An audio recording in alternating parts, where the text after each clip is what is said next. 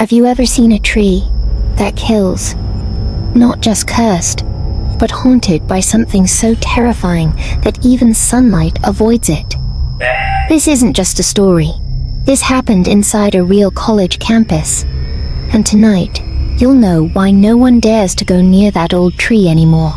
Liam, Noah, and Kieran were first-year students at Westfield University, a popular college in the heart of the city. All three were roommates, living in an old boys' hostel building that had been around for decades. Within just a few weeks of moving in, the three had become best friends. They studied together, stayed up late chatting, and even shared meals. But this wasn't any ordinary tree. It was known as the Death Tree. No one was allowed near it after dark. Why? Because according to legend, it was the resting place of a young woman who had been murdered by her boyfriend many years ago. Liam, being the fearless one, laughed at the story. "That's just campus folklore," he said. But Kieran, who was a little more careful, felt uneasy. Still, Noah, curious by nature, was intrigued. That night, Liam proposed an adventure. "Let's go check it out. Just for fun. It's probably just a regular tree." Kieran immediately said no, but Liam convinced Noah. "It's just superstition," Liam said, walking closer. But before Noah could answer, Liam marched straight to the tree. Noah, now visibly nervous, tried to stop him. "Wait, man." But Liam didn't care.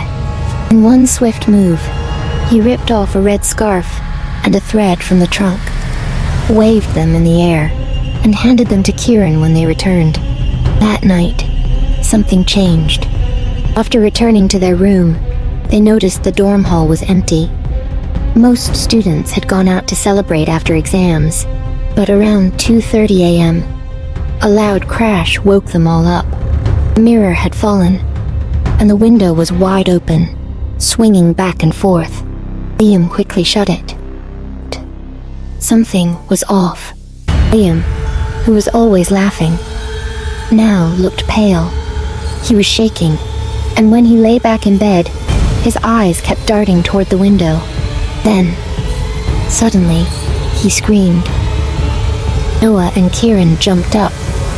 They rushed to the window, but there was no one there. "She has long, messy hair," Liam cried. Kieran tried to calm him down, shut the window again, and helped Liam lie down. Eventually, Liam fell asleep, trembling and mumbling under his breath. The next morning, Liam was gone. They searched everywhere. In the hostel, the cafeteria, even the garden. Nothing. Then, around noon, Kieran's phone rang. It was another student, crying on the line. The police found someone hanging from that haunted tree, wrapped in a red scarf. It was Liam, the same scarf he had taken. Noah and Kieran were frozen with fear. It was too much to believe, and too horrible to forget. The two didn't even want to stay on campus anymore. Their train home was booked for the next morning, so they decided to just stay inside for one last night. But the terror wasn't over. That night, Noah had a horrifying dream. He saw the same tree, only now, the girl's ghost was reaching out from its bark, pulling him closer, her face filled with rage and pain. Her fingernails scraped his skin, and her scream echoed in his mind. He woke up sweating, heart pounding, but then he saw something worse. Kieran was curled up in the corner of the room, muttering something under his breath, shaking violently. Kieran. No answer. It looked like Kieran was talking to someone invisible, whispering, pleading, crying. Noah rushed to him, but Kieran didn't even acknowledge him. That's when Noah panicked. He ran out and knocked on the hostel warden's room. The door creaked open, and there stood Liam. But he wasn't alive. His body was blue, lifeless, with dark circles around his eyes. As he stepped forward, Noah screamed, loud enough to alert the warden, who rushed out. But Liam had vanished. Noah tried explaining, stuttering and crying. Together, they rushed back to the room, but Kieran was gone. The warden and Noah followed a trail of dragged marks leading out the hostel toward the same cursed tree. And there, floating above the ground, Noah screamed his name. But it was too late. Kieran's neck suddenly snapped, and his body fell to the ground.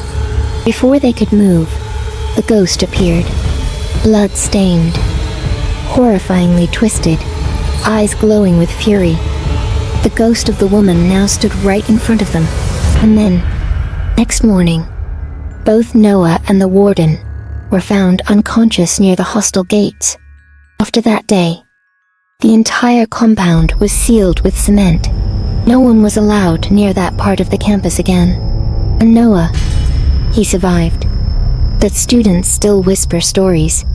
If you walk past that wall at night, you might hear a scarf fluttering in the wind. Or worse,